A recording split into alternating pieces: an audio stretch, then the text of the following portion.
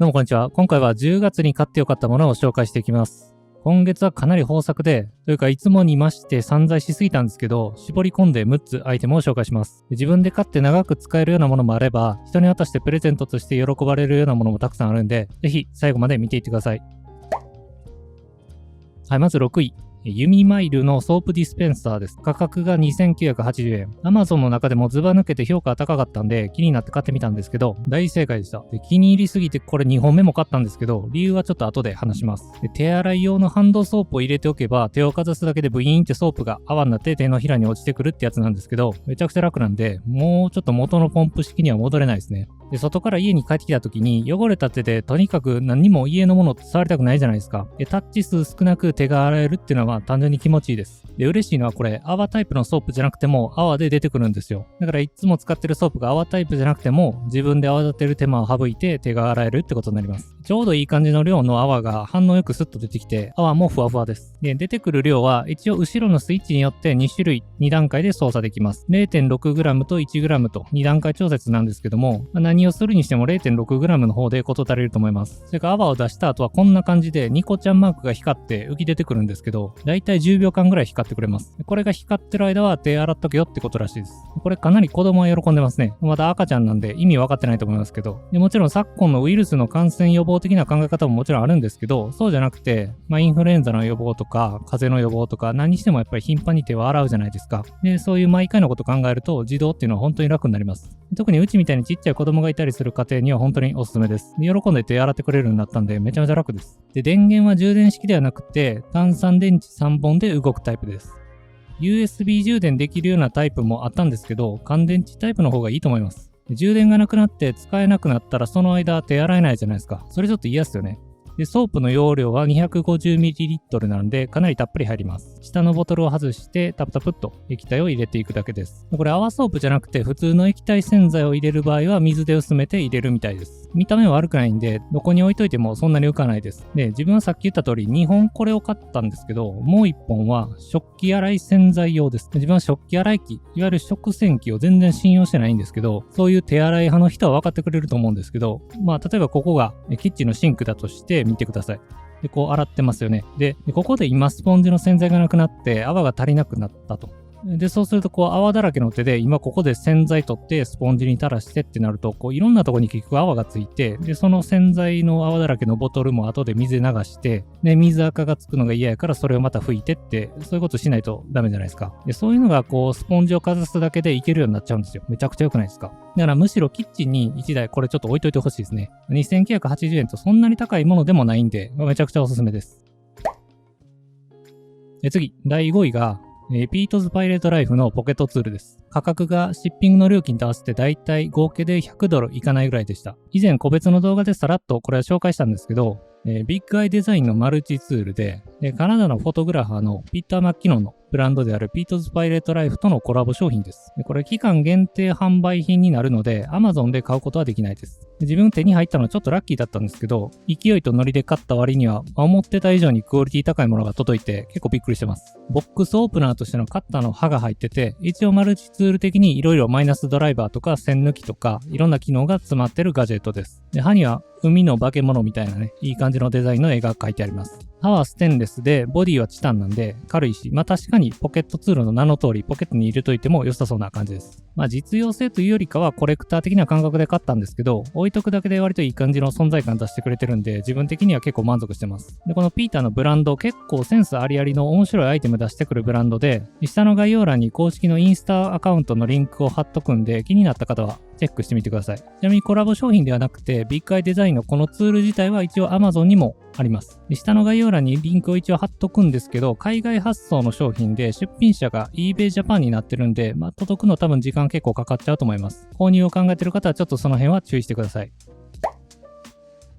で、次、4位が、フオジーの CQ84 です。メカニカルキーボードですね。スイッチはオーテムのレッドなんですけど、それ目当てで買いました。価格が5200円。Bluetooth 対応なんで、無線でも有線でも使えるキーボードです。最近長らく赤軸のメカニカル使ってなかったんで、ちょっと久しぶりに赤軸使いたいなってことで、とにかく安いやつを Amazon で探したらこれに行き着きました。で、直近で言うと SK64 っていうガテロンの茶軸のキーボードを使ってたんですけど、赤軸やっぱりいいですね。軽くてスムーズで、長時間の打ち込みでも全然ストレスないです。あと何より静かですね。オーテムの赤軸全然悪くないですよ。今手元にチェリーとかガテロンの赤がないんで、違いとか比較はちょっと何とも言えないところなんですけど、まあさすがにやっぱり茶軸と比べると本当におとなしいです。で、この CQ84 っていうボディなんですけど、これも全然悪くないですね。値段の割にはすごいいいキーボードだと思います。まあ、ただ、ホットスワップに対応はしてないんで、いろいろ組み替えてのカスタマイズ前提っていうキーボードではないですよね。だから、これはもう自分はオーテムの赤軸専用機ってことで考えてます。詳しくこのキーボードのレビューとか、サウンドテストとかはまた個別で動画にするつもりなんで、興味のある方はまたそっちも見てみてください。でもちろんこれ見た目は変えてあります。キーキャップが標準のものだとお世辞にもかっこいいとは言えないようなものだったんで、アリエクで以前買ってた水っていうキーキャップをつけてます。それに合わせてコイルケーブルもブルーのものを選んで、ちょっと色合わせて使ってみてます。そもそものこういうキーボードの選び方とか、メカニカルキーボードって何ですかとか、そういうカスタマイズやり方とかね、初心者向けの動画を以前作ったりもしたんで、そういうのちょっと興味ある方は、それも見てみてください。結構短い動画にしてあるんで、さらっと見れると思います。で、キーボードに関してはまだまだネタが結構豊富にあって、紹介したいキーボードがまだ5、6台ぐらいあるんで、それもまた今後動画にしていきます。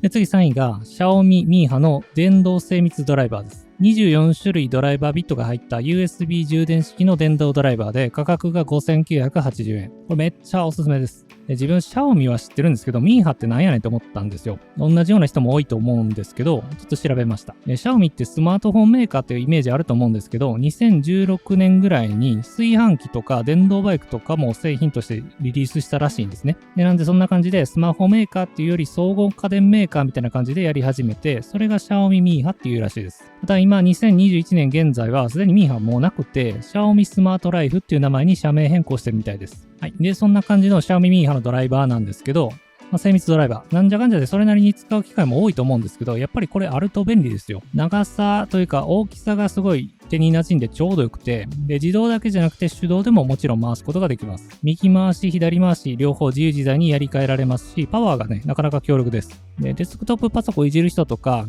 またキーボードいじる人だけじゃなくて、やっぱり普段使いでも活躍のシーンって結構多いんで、1台あっても全然いいと思います。というか、損はしないんで、買っといてください。Amazon で探すと中国製の、言っちゃ悪いですけど、うぞうむぞうというか、まだ中でも Xiaomi なら信頼できるかなと思ってこれを選んだんですけど、すごい満足してます。ケースもかっこいいですし、なんか収まりがいいんですよね。充電は USB の Type-C です。ちょっと不満というか、こうしといてくれたらよかったのになっていうのもあって、充電ポートがこんな感じで本体のお尻にあるんですけど、これケース側にもつけといてほしかったですね。なんか普段使ってない時充電すると、せっかくこんな収まりのいいかっこいいケースあるのに、それと別で切り離して充電するのがなんか気持ち悪いんですよ。それがこのままケースに入れたまんま、これごと充電もできたら、散らかってなくていい感じじゃないですか。ちょっとそんなことを思いました。でもおすすめなんで、これも概要欄にリンクを貼っときます。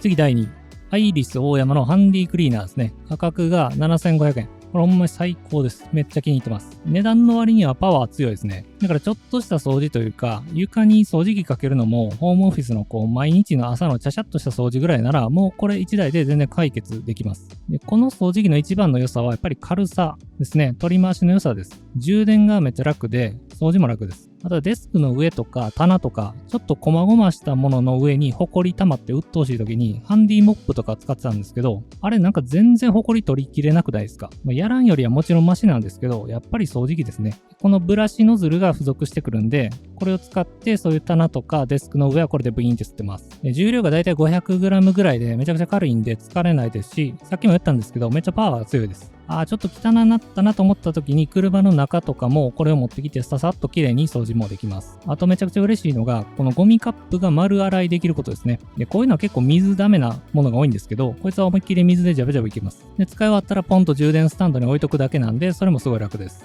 連続使用時間がだいたい15分とか20分とかまでらしいですけども、自分はそこまで長い間使いません。だいたい毎朝10分ぐらいですかね。だいたいそんなもんだと思います。お家に犬猫がいる方、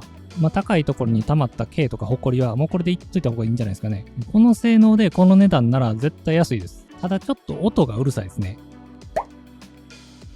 で、次最後、第1位は、トフィーのハーフホットサンドメーカーです。価格が4950円。マジでめちゃくちゃおすすめです。まず、ホットサンド、なんか好きなんですよ。美味しいですよね。で、自分はこのバウルーのホットサンドメーカーずっと気に入って使ってるんですけど、やっぱりちょっとアウトドア用というか、家でこれ引っ張り出してくるのはちょっとめんどくさいっていうか、火使わんとあかんというのもあって、それもちょっと朝からとなると結構鬱陶しいじゃないですか。直火には直火の良さあるんですけどね。あと何よりハーフサイズ。これがいいんですよ。普通ホットサンドってこう2枚食パンを結局食べないとあかんじゃないですか。朝からそんな食えるかっていうのちょっと厳しいですよね。調子いい時ならいけるかもしれないんですけど、そんな時でもこっちのハーフのやつなら味2種類食べられますからね。こっちの方がいいんですよ。だからこのバウルーの方は完全にキャンプ用というかアウトドア用にしました。で、こっちのトフィーのやつは見た目も結構可愛らしくて、ちょっとレトロ感のあるデザインですね。そこまで邪魔にならないぐらいのサイズ感で結構小ぶりです。で、背面にちゃんとラバーパッドと平べったいプレートがついてくるんで、ひっくり返ったりはしません。